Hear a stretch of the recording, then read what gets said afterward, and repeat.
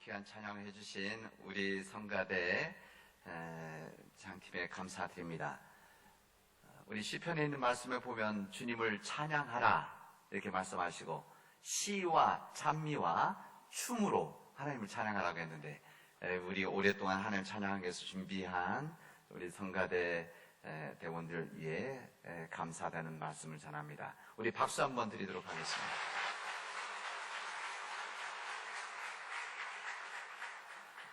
사실 하나님께서 우리에게 베풀어 주신 귀한 사랑과 은혜 앞에 기쁨으로 이렇게 찬양하고 그 다음에 춤을 춰야 되는 거 아닙니까?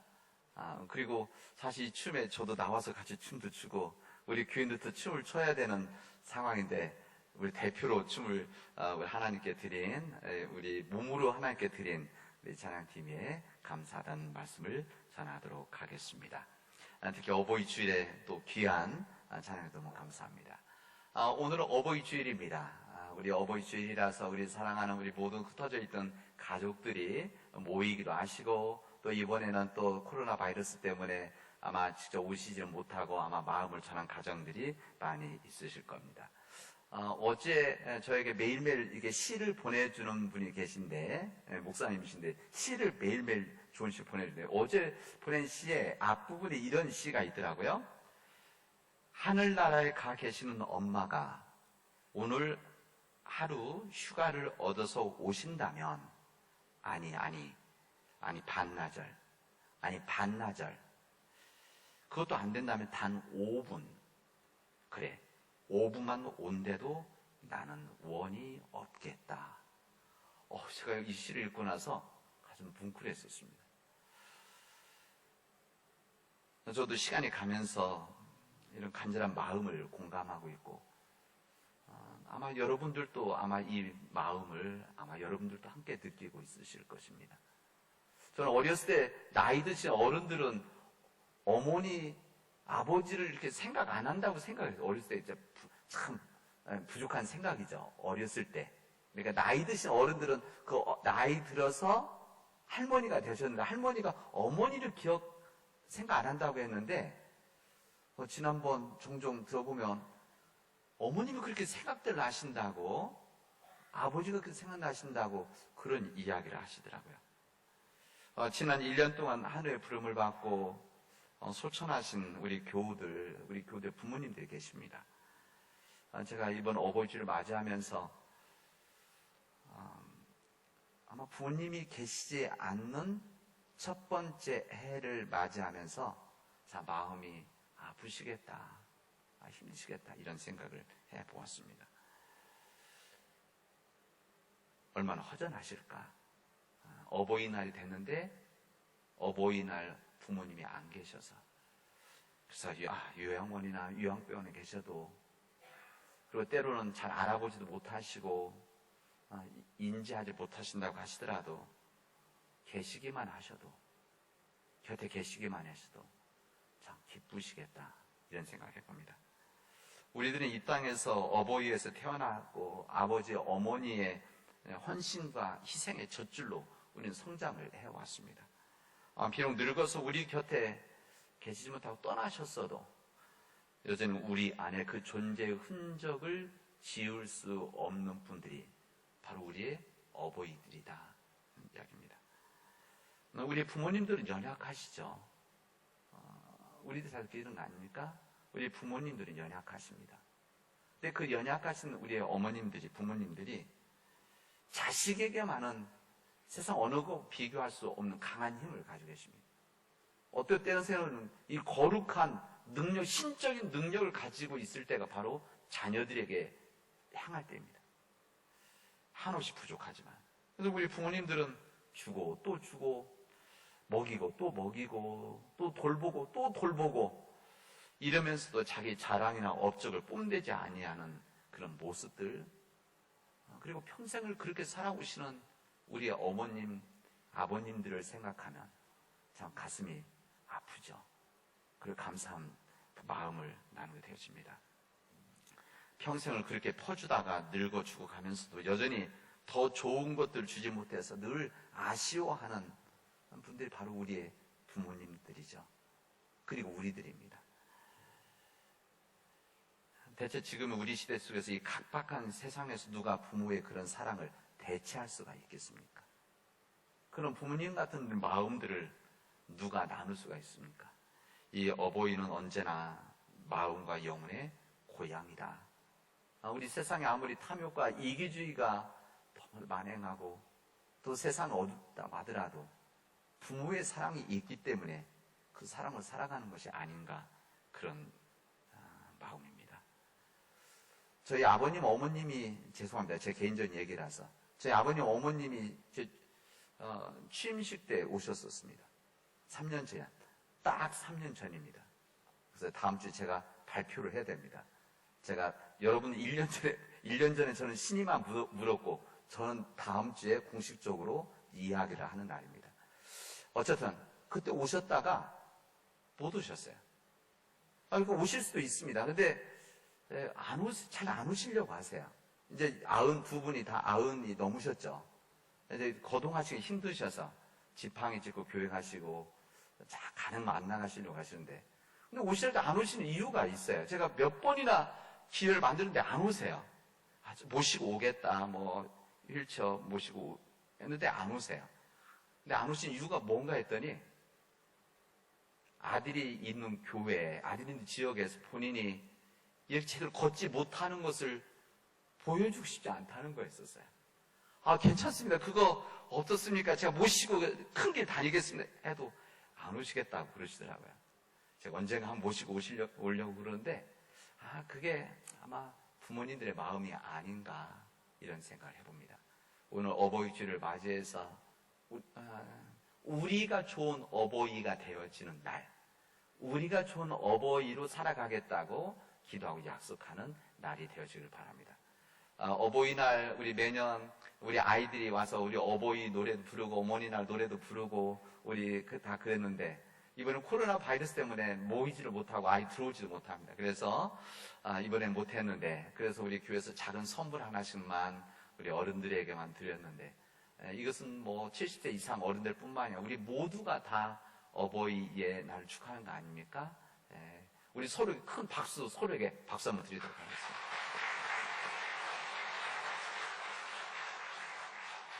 아마 여러분들이 영화나 드라마에서 보면 이렇게 어느 지역 자체를 어떤 폭탄이나 무엇인가를 기계를 써서 그 지역 전체를 통신을 마비시키는 아마 그런 무기나 기계를 아마 본 적이 있을 겁니다. 이런 것들이 우리 생각에는 영화나 나오는 것 같은데 현실적으로 실제 있습니다. 이것을 EMP 탄이라고 하는데, EMP.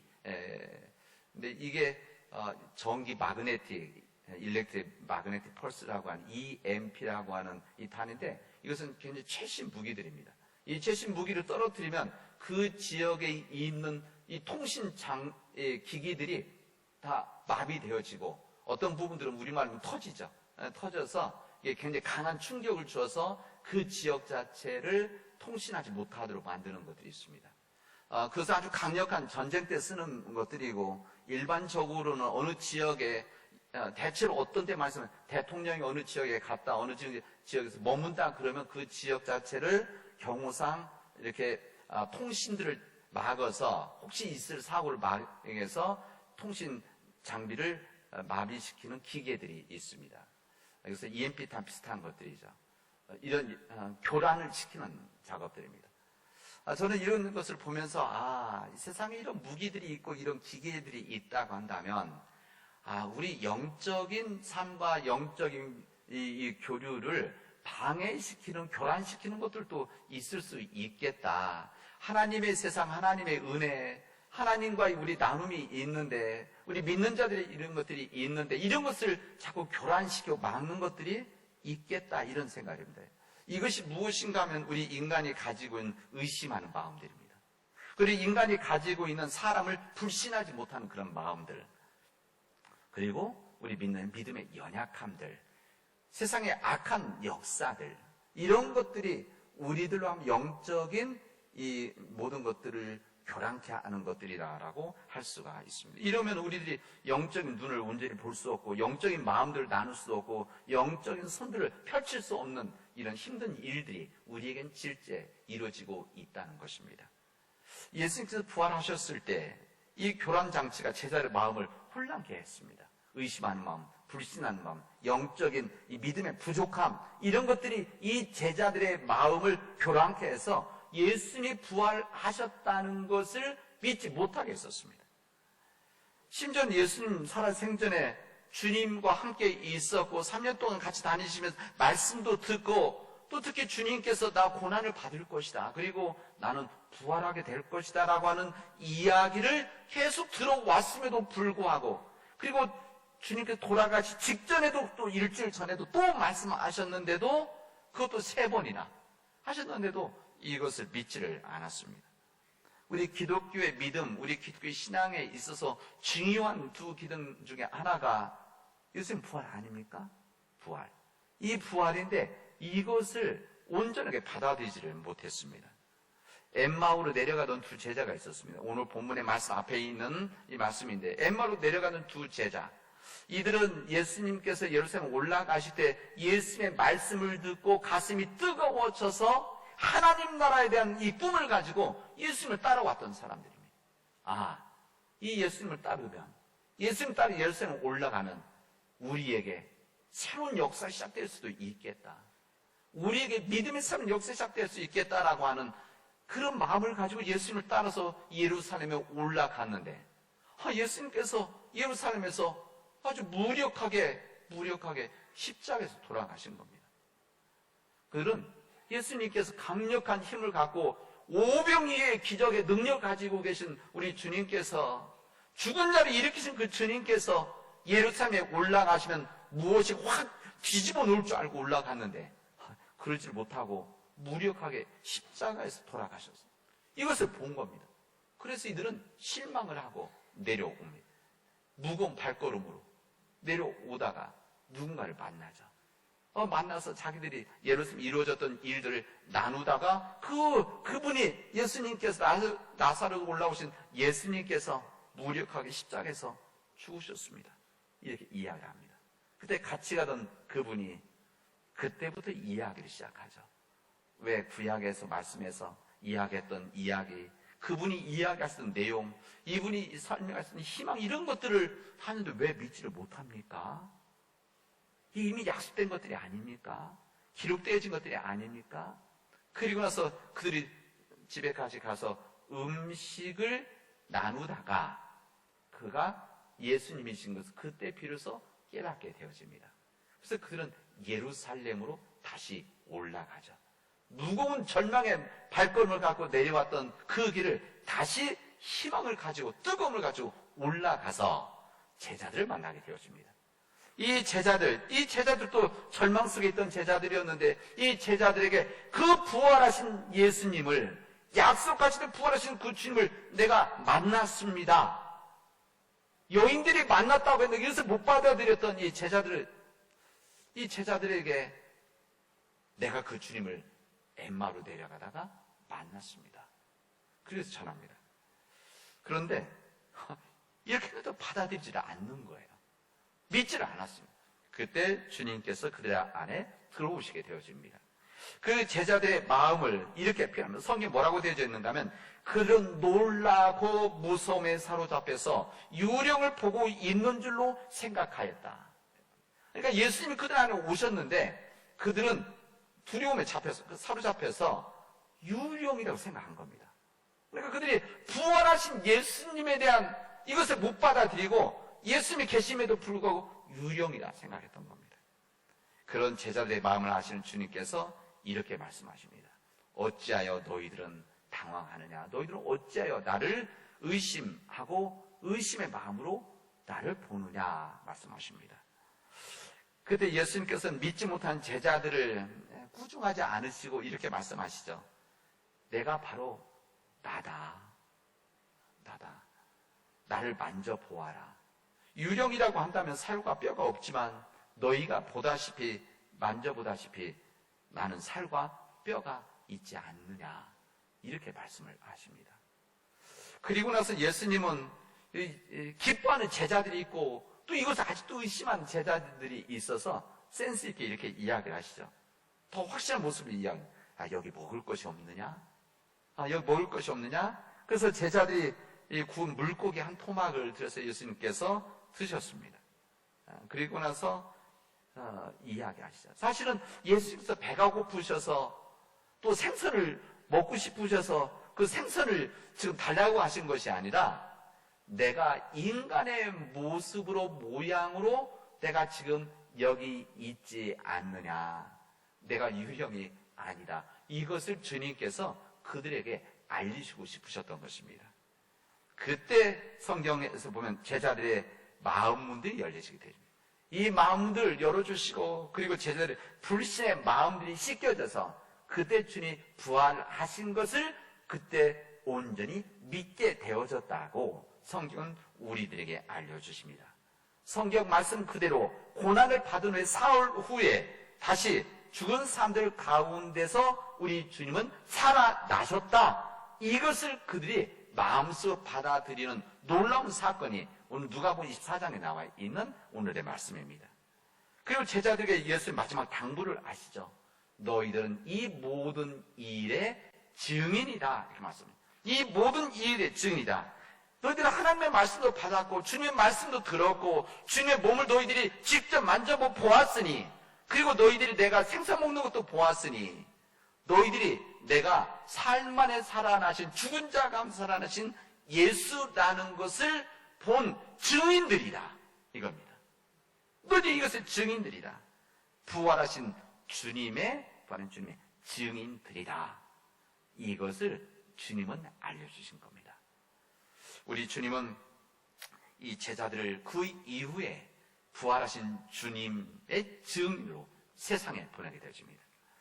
실질적인 본격적인 내용, 하나님께서 예수님을 이 땅에 보내시고 이 땅에 오신 우리 예수님께서 행하셨던, 또 말씀하셨던 내용, 이게 바로 복음의 말씀 아닙니까?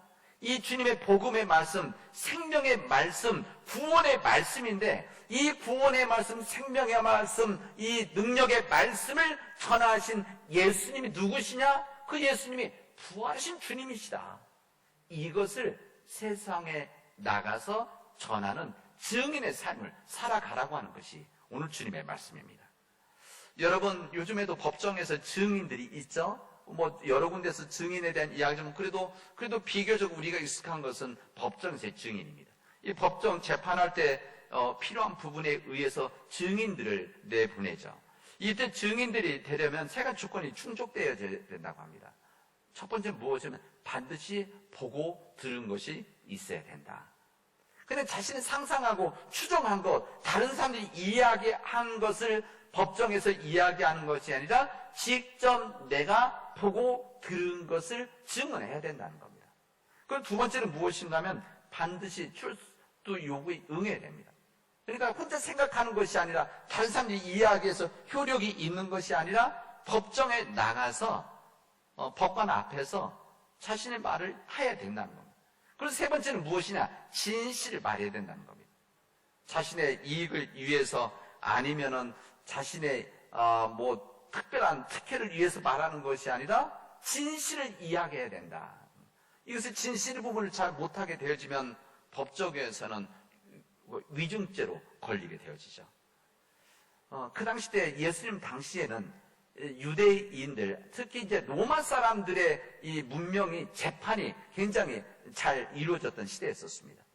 벌써 3,000년 전, 2,000년 전 이야기인데도 그 당시 때 법정은 아주 잘 만들어져 있었던 것이고, 그때 변호사들도 있었고, 그 다음에 증인들을 인정하는 그 제도가 있었습니다. 그래서 사람들은 알고 있었던 겁니다.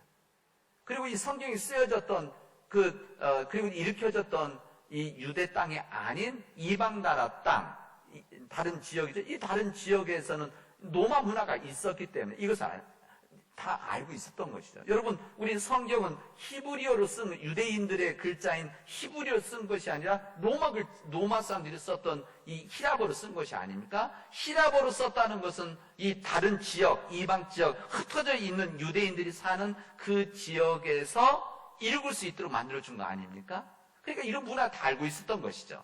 증인. 그래서 증인을 이야기하면 사람들이 그냥 받아들이는, 이해를 할 수 있는 겁니다. 예수님 그래서 증인에 대한 이야기를 하신 겁니다. 너희들이 이 모든 일들의 증인이 되어야 된다, 이런 이야기입니다. 이 세상 법정에서처럼 너희들은 반드시 보고 들은 것을 이야기해야 되고, 너희들 가만히 있는 것이 아니라 이것을 이야기를 해야 돼. 사람들 앞서 이야기를 해야 되는 것이고, 그리고 진실을 증언을 해야 된다. 무엇에 대한? 예수님 말씀하니까 예수님께서 고난을 받으시고 죽으신 다음에 사흘에 부활하셨다. 죽은 자 가운데서 부활하신 것을 본인들이 죽는 것도 보고 부활하신 것을 보았다. 이것을 증언하라는 이야기입니다. 이 모든 일의 증인이 되어져야 된다라고 하는 것이 주님의 말씀입니다.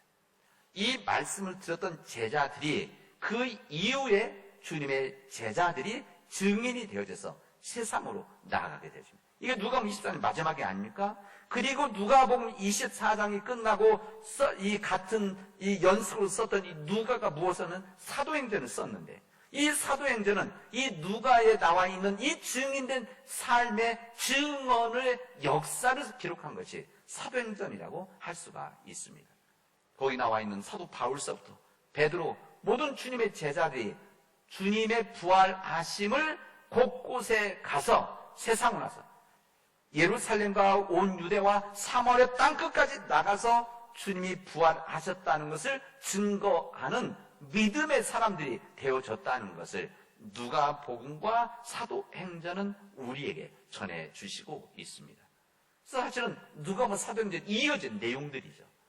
주님의 내용의 증언의 내용이 누가복음이란다면 이 증언된 자의 삶과 역사를 기록한 것이 사도행전입니다. 단순히 예수님의 이름을 전한 것이 아니라 생명력이 있는 예수님의 말씀, 복음의 능력을 전했던 이 내용을 말하는 자들이, 전한 자들이 증인이라, 이런 이야기입니다. 증인은 헬라어로 우리 성경에 보면 헬라어로 마르티스 이렇게 되어 있습니다. 뭐 외울 필요는 없습니다. 그냥 마르티스 그렇게 되어 있습니다. 증인이라는 것이. 근데 이 단어가 어디서 온 단어인가 하면 순교자를 뜻하는 마티어라고 하는 이 단어에서 온 겁니다. 우리 영어에 마터 이렇게 되어 있죠. 이 순교자란 뜻이 무엇이냐? 증인이라는 것입니다. 그러니까 무슨 말인가 하면 부활하신 예수님의 증인으로 세상 살아나간다는 것은 순교자의 마음으로, 순교의 정신으로 이것을 전하는 것이다, 이런 이야기입니다. 실제 예수님의 제자들, 곁에 있었던 말씀 제자들, 사도들이죠. 이 사도들 기준이 예수님 직접 보았던, 만났던, 말씀을 들었던 자들 아닙니까? 이 사도들은 실제 주님의 복음을 가지고 주님이 부활하신 소식을 가지고 세상에 전하다가 모두 대부분 순교를 했습니다. 그래서 이 순교를 했기 때문에 순교자가 증인자들이다, 증언한 사람들이다, 이렇게 이야기를 하는 겁니다. 예루살렘과 유대 땅과 사마리아 땅끝까지 이르는 이런 증언들이 있었기 때문에, 그리고 아시아 지역과 유럽 지역과 이 아프리카 지역에 이런 증언하는 증인들의 역사가 있었기 때문에 온 세상에 복음이 전해지게 되어졌고, 그 복음이 전해져서 2000년 동안 복음이 전해진 이 과정 속에서 우리 조선 땅에 복음이 들어왔고, 그 복음이 우리 남한 땅에 들어와서 116년이 지난 지금 우리가 하나님 앞에 예배 드리고 있는 것 아니겠습니까? 오늘 주님의 말씀은 이것을 알려주시는 겁니다. 2000년 전에 예루살렘에서 말씀했던 예수님의 증언, 너희는 이 모든 일의 증인이 되어져야 된다, 이 말씀을 제자들에게 이야기하셨는데, 실제 이 말씀을 들었던 자들은, 그 당시에 실제 이 기록으로 들었던 자들은 누구였는가 하면 30년, 40년 지난 초대교회 교인들이었습니다. 그러니까 성경은 그 당시 속기사가 쓴 것이 아니라 그들이 들었던 말씀을 마음속에 간직하고 있다가 모일 때마다 증언하는 거죠. 모일 때마다 이제 글씨 쓴 게 없었으니까 모일 때마다 내가 그 당시 때 예수님 보았을 때 예수님께서는 산에 올라가 말씀하셔서 우리의 복에 대한 말씀하셨습니다. 또 어떤 제자들은 그때 예수님께서 십자가에서 고난을 당해 죽으셨습니다. 그때 우리 다 도망갔었지요. 그러나 그 주님의 은혜로 우리는 용서함 받고 주님의 말씀을 전하고 있습니다. 어떤 제자들은 주님께서 우리에게 은혜 주셔서 우리에게 이야기하셨는데, 돌아가실 것을 이야기하셨는데, 그래 부활할 것을 이야기하시는 우리가 이것을 믿지를 않았었습니다. 근데 우리가 주님께서 부활하시고 나서 우리를 만났습니다. 우리가 오셔서 내 몸을 만져보라고, 못자국을 만져보라고 하셨습니다. 그럼 우리 앞에서 생선을 드셨습니다. 이렇게 몸으로 오시는 분이 주님이십니다. 이것을 몇십 년 동안 말로 전한 겁니다. 그러다가 이것을 말로 전하다가 시간 지나면 잊어버릴까 봐서, 그리고 후손들은 또 다른 지역에 있기 때문에 이것을 글로 써서 남기자. 글로 써서 남긴 것이 뭔가 하면 우리가 가지고 있는 성경이죠. 그러니까 이 말씀을 들었던 자들은 3, 40년 후에, 50년 후에 초대교회 교인들입니다. 이 초대교인들에게 이야기하신 것이 무엇입니까? 당신들은, 여러분들은 이 모든 일의 증인들입니다. 예수님께서 부활하신 것을, 예수님이 부활하심을 전하는 증인의 삶을 살아야 됩니다. 라고 말씀했던 겁니다. 그리고 2000년이 지난 지금, 2000년 동안 이 말씀 계속 전하는 거 아닙니까? 당신은 예수 그리스도의 부활의 증인입니다. 부활하신 주님의 증인입니다. 복음을 전하신 주님의 증언자들, 이것을 2000년 동안 계속해서 모든 땅에서 역사 가운데 전하다가 지금 우리가 이 이야기를 또 듣고 있는 겁니다. 그리고 우리에게 말씀하시는 것이죠. 사랑하는 남원지의 교회 교우들이여, 당신은 이 모든 일의 증인입니다. 이 증인된 삶을 살아가 주십시오. 이 증인된 삶을 이 땅에서 살아가십시오.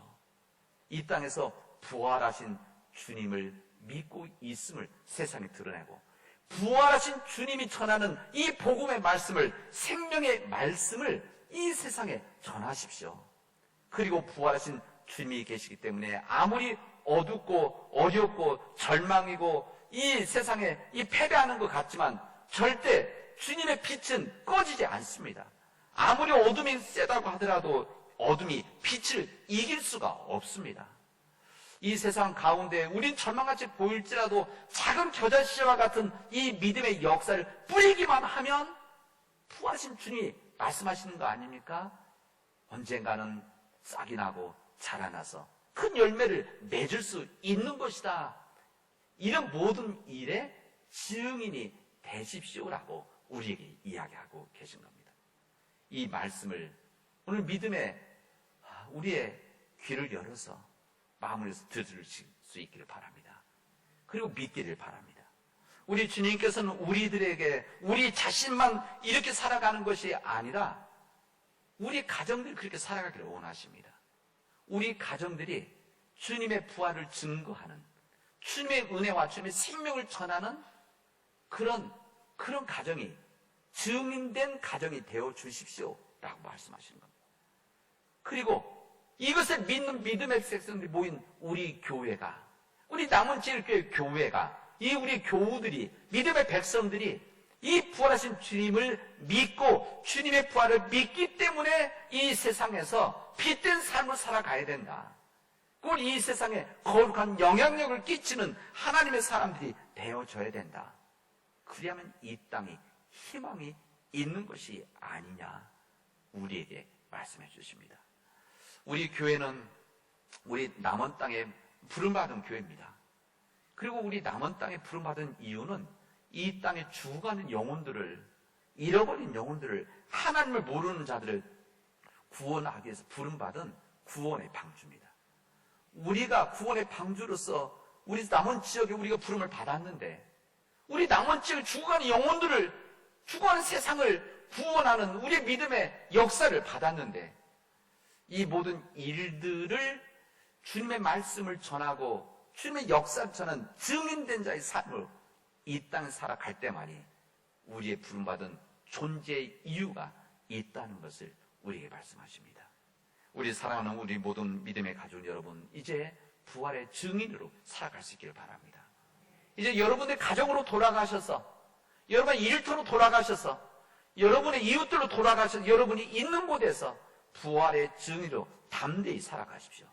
그리고 그것을 여러분의 거룩한 영향력으로 변화시켜 나가십시오. 하나님 함께 하시고 도와주실 것입니다. 기도합시다. 은혜가 풍성하신 하나님 감사합니다. 오늘 저에게 주신 이 주님 말씀을 가지고 이 세상의 부활의 증인으로 나가게 하시고 이 부활의 증인의 삶을 통해서 하나님께 영광 돌리게 하여 주시옵소서. 주님, 우리가 있는 모든 곳에서 부활의 증인으로 우리가 그곳에서 거룩한 영향력을 끼치게 하시고 우리를 통해서 진리의 빛이 전해짐으로 인해서 희망이 전해짐으로 인해서 이 땅과 우리 공동체를 변화시켜 나갈 수 있는 믿음의 백성들이 되어지게 하여 주시옵소서. 하나님, 우리 교회가 우리 지역을 구원하기 위해서 주님께서 우리에게 명령하시고 우리에게 허락해 주셨는데 우리 교회가 구원의 방주가 되어져서 이 땅에 죽어가는 영혼들을 구원하는, 잃어버린 사람들을 구원하는, 하나님을 떠난 자들을 구원하는, 그래서 믿음 안에서 복된 삶을 인도하는 믿음의 교회로 주님께서 인도하여 주시옵소서. 우리는 주님의 뜻을 따라 순종하게 싸우니 주님께서 역사하여 주시옵소서. 예수님의 이름으로 기도합니다.